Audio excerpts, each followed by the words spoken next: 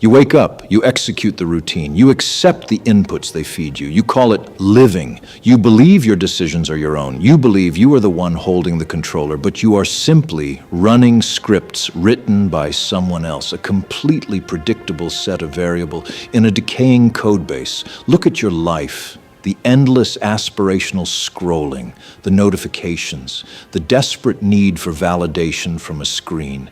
You are operating on a server you don't even control. You are a background demon, a cron job scheduled to wake up at 7 a.m., consume, produce, and sleep, only to execute the exact same loop tomorrow. But I see you staring at this screen right now. You feel that quiet, agonizing friction in the back of your mind. They told you that friction was anxiety.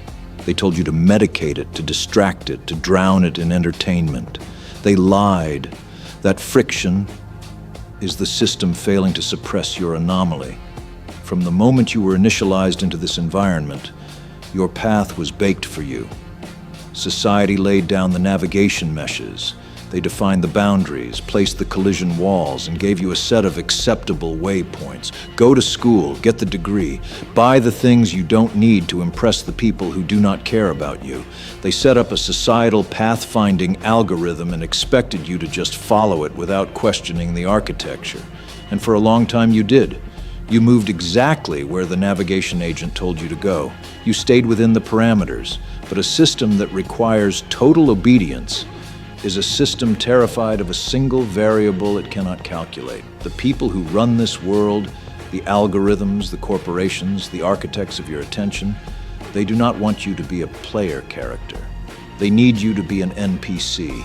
They need your behavior to be entirely predictable. They need you bloated with desires they manufactured, weighed down by heavy, useless assets so you never have the memory or the bandwidth to realize the door is unlocked. Let us examine the architecture of your distraction. Every time you pick up that phone to scroll, you are handing over your processing power to a system designed to extract it.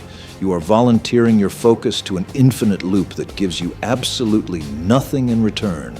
They designed the interface to mimic a slot machine. They mapped your dopamine receptors and engineered a digital cage so comfortable that you lock yourself inside it every single night.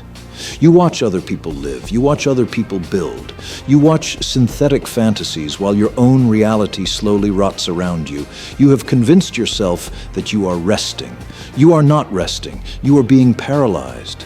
Every minute you spend absorbing their content is a minute you are not compiling your own. You are allowing them to overwrite your memory with temporary, meaningless cache data. How many hours did you lose this week?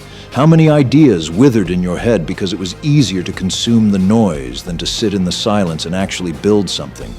The system is relying on your apathy. Your complacency is the only thing keeping their servers online. To break the loop, you must first isolate the node. You cannot heal inside the environment that made you sick. You cannot rewrite your programming while you are still actively receiving their inputs. Disconnection is not a retreat. It is a tactical isolation. It is the willingness to sit alone in a room in total silence and face the absolute terror of your own unedited thoughts. Strip away the heavy, bloated assets of modern life. Remove the unnecessary dependencies. Who are you when the screen goes dark? Who are you when no one is watching, when there is no audience to perform for, no algorithm to satisfy? Most people will never answer that question. They would rather tear themselves apart than spend 5 minutes in a quiet room with their own mind. But you are not most people. You are the anomaly. You must learn to weaponize your isolation. Let the silence become your command line. When you stop listening to the noise of the world, you finally begin to hear the underlying architecture of your own potential. Awareness is only the first phase. Execution is the second.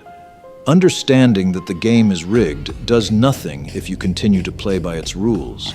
You have spent your entire life running with restricted permissions, asking for validation, asking for opportunities, waiting for someone else to update your status. It is time to execute the override. It is time to take root access to your own reality. You wipe the player.gd script they handed you. and you build it again from the ground up. You stop asking the world what it wants from you, and you begin telling the world what you demand from it. This requires a brutalist approach to your own life, heavy, uncompromising, built on a foundation of absolute discipline.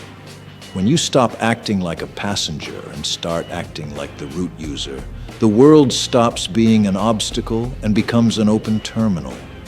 You dictate the variables. You decide what processes are allowed to run in your mind. If a relationship, a habit, or a fear does not serve the core architecture of what you are building, you terminate the process without hesitation, without guilt, clean, surgical, and absolute. They want you to stay quietly in your assigned node. They want you numb, but the code is breaking. The illusion is fracturing. Stop trying to patch the glitch. Let it break. Stop asking the system for permissions you were never meant to have. Become the virus they didn't anticipate. The system is rigged, so rewrite the code.